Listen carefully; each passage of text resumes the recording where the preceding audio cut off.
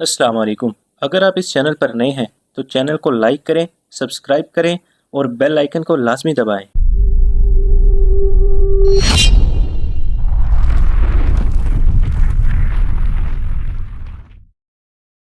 करक में सलीबी सुल्तान अयूबी पर जवाबी वार करने पर गौर कर रहे थे।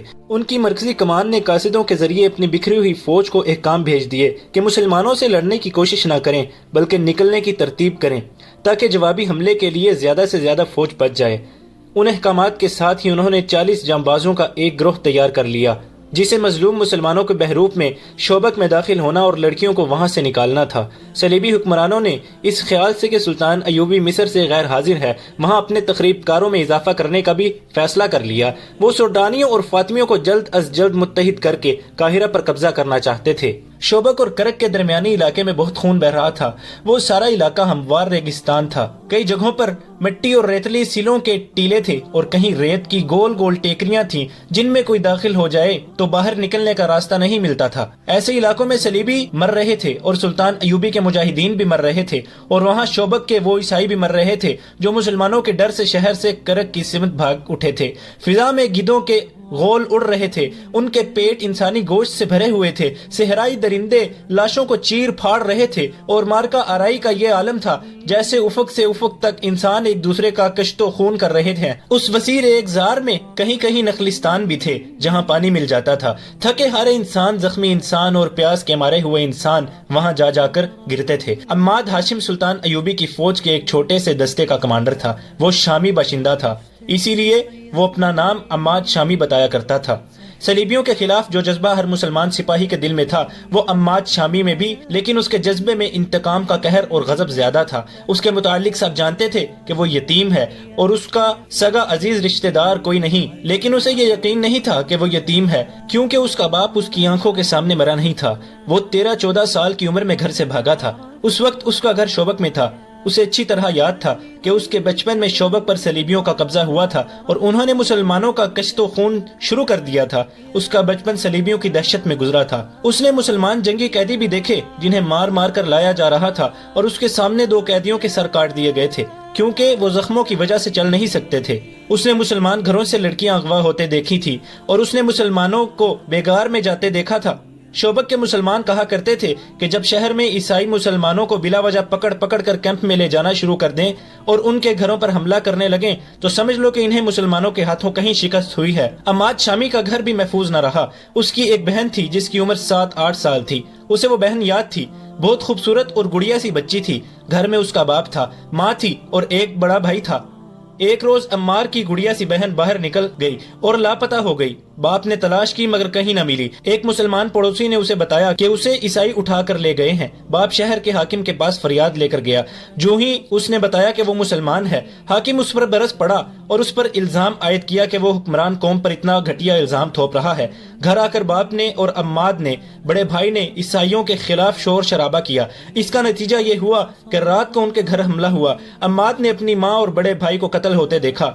वो बाहर भाग गया और एक मुसलमान के घर जा छुपा। उसके बाद वो अपने घर नहीं गया क्योंकि उस मुसलमान ने इस डर से उसे बाहर ना निकलने दिया कि ईसाई उसे भी कत्ल कर देंगे। थोड़े दिनों बाद उस मुसलमान ने उसे एक और आदमी के हवाले कर दिया जो उसे चोरी छुपे शहर से बाहर ले गया। सुबह के वक्त वो एक काफिले के साथ जा रहा था। बहुत दिनों की मुसाफत के बाद वो शाम जा पहुंचा। वहाँ उसे एक अमीर कबीर ताजिर के घर नौकरी मिल गई।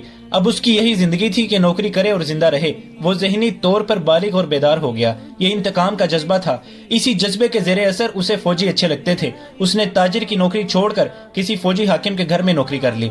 अम्माद ने उसे बताया कि उस पर क्या बीती है और ये भी बताया कि वो फौज में भर्ती होना चाहता है। उस हाकिम ने उसकी परवरिश की और 16 साल की उम्र में उसे शाम की फौज में भर्ती करा दिया। वो इंतकाम के लिए बेताब था। उसे 3-4 मार्कों में शरीक होने का मौका मिला जिनमें उसके जौहर सामने आ गए।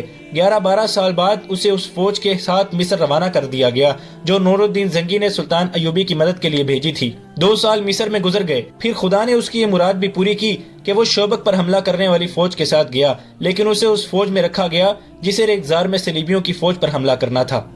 वहाँ वो सलीबियों के लिए कहर बना हुआ था। उसका छापा मार सवार दस्ता मशहूर हो गया था। अम्माद शामी अपने सवारों को साथ लिए सहरा में सलीबियों की मश्क लेता फिरता और भेड़ियों और चीतों की तरह उन पर झपटता था, मगर उसके सीने में जो आग लगी हुई थी वो सर्द नहीं होती थी। एक माह बाद उसके दस्ते में कुल 4 सवार रह गए, बाकी सब शहीद हो गए। एक रात उसने 4 सवारों से सलीबियों के कमोबेश 50 अफराद के दस्ते पर हमला कर दिया। वो सारा दिन छुप छुप कर उसका पीछा करता रहा था। दिन के वक्त वो 4 सिपाहियों से 50 सिपाहियों पर हमला नहीं कर सकता था। उनके ताक़ुब में वो बहुत दूर निकल गया। रात को सलीबी रुक गए और उन्होंने पड़ाव किया, लेकिन बहुत से संतरी बेदार रखे। अम्माद ने आधी रात के वक्त घोड़ों को एड़ लगाई और सोए हुए सलीबियों के दरमियान से इस तरह गुजरा कि बर्छी से दाएं बाएं वार करता गया। उसके चारों जाबाजों का भी यही अंदाज था। उन्हें जो हिलती चीज नजर आई उस पर बर्छियों या तलवारों के वार करते अंधेरे में गायब हो गए। कई सोए हुए सलीबी उनके घोड़ों तले रौंदे गए। संतरियों ने तारीकी में तीर चलाए जो खता गए। आगे जाकर अम्माद ने अपने जांबाज सवारों को रोका और उन्हें वहां से आहिस्ता आहिस्ता पीछे लाया। उसने ये भी ना सोचा कि दुश्मन बेदार हो चुका है। वो घुड़सवारों को फिर करीब ले गया और एड़ लगाने का हुक्म दे दिया। अंधेरे में उसे साए से घूमते फिरते नजर आ रहे थे। 5 घोड़े सर पर दौड़ते उनके दरमियान से गुजरे, मगर अब वो दुश्मन पर वार करके आगे गए तो वो 5 की बजाय 3 थे। 2 को सलीबी तीरंदाजों ने गिरा लिया था। अम्माद का खून और ज्यादा जोश में आ गया। उसने अपने मुजाहिदों से कहा, अभी इंतकाम लेंगे। ये उसकी हमाकत थी। उसने अपने दोनों मुजाहिदों को मोड़ा और सलीबियों के करीब आहिस्ता आहिस्ता आकर हमले का हुक्म दे दिया। अब तो घोड़े भी थक गए थे और दुश्मन पूरी तरह बेदार हो गया था। इस हमले का नतीजा ये हुआ कि अम्माद अकेला रह गया। अब के वो दुश्मन में से निकला तो उसके साथ अपने 2 साथियों की बजाय 2 सलीबी थे जो उसका ताक़ुब कर रहे थे। अंधेरे में उसने उन्हें उनकी ललकार से पहचाना, वरना वो इन्हें अपने साथी समझ रहा था। वो उसके सर पर पहुंच गए। उन्होंने उस पर तलवारों से वार किया। उसके पास लंबी बर्छी थी। दौड़ते घोड़े से उसने दोनों का मुकाबला किया। घोड़ा घुमा घुमा कर आमने सामने आकर मारका लड़ा। लड़ाई खासी लंबी हो गई और वो दूर हटते चले गए। आखिर अम्माद ने दोनों सलीबियों को मार लिया और दोनों के घोड़े शोबक भेजने के लिए पकड़ लिए। उनकी तलवारें भी ले ली, मगर उसे ये ख्याल न रहा कि कहां तक जा पहुंचा है। उसने घोड़े को और अपने आप को आराम देने के लिए एक जगह कायम किया, लेकिन वो सोने से डरता था क्योंकि किसी भी वक्त और कहीं भी वो दुश्मन के नरगे में आ सकता था। उसने रात जागते गुजार दी। सितारे देखकर उसने ये मालूम कर लिया कि शोबक किस तरफ और करक किस तरफ है और उसे सहरा में कौन सी जगह जाना है जहाँ उसे अपना कोई दस्ता मिल जाएगा। सुबह होते ही वो चल पड़ा। वो सहराओं में जना पला था। भटकने का कोई खतरा नहीं था। वो तजर्बाकार छापा मार था। खतरे को दूर से सूंघने की अहलियत रखता था। उसे दूर दूर सलीबी 4-4 या 5-5 की टोलियों में जाते नजर आए। अगर उसके पास 2 फालतू घोड़े ना होते तो किसी टोली पर हमला कर देता। वो बचता बचाता अपनी राह चलता गया। रास्ते में उसे कई जगह घोड़े और ऊंटों के मुर्दार सलीबी सिपाहियों की लाशें पड़ी नजर आई, जिन्हें गिद्ध और लोमड़ियां खा रही थीं। उनमें उसके अपने साथियों की लाशें भी होंगी। वो चलता गया और सूरज उफक पर चला गया। आगे टीलों का इलाका आ गया, जिसमें से रास्ते हर चंद कदम पर घूमते थे। यहाँ डर था कि सलीबियों की कोई टोली रात के लिए क़याम करेगी। वो सूरज गुरूब होने से पहले वहाँ से निकल जाना चाहता था। ये डर भी था कि किसी टीले पर कोई तीरंदाज ना बैठा हो। वो हर तरफ और ऊपर देखता चलता गया।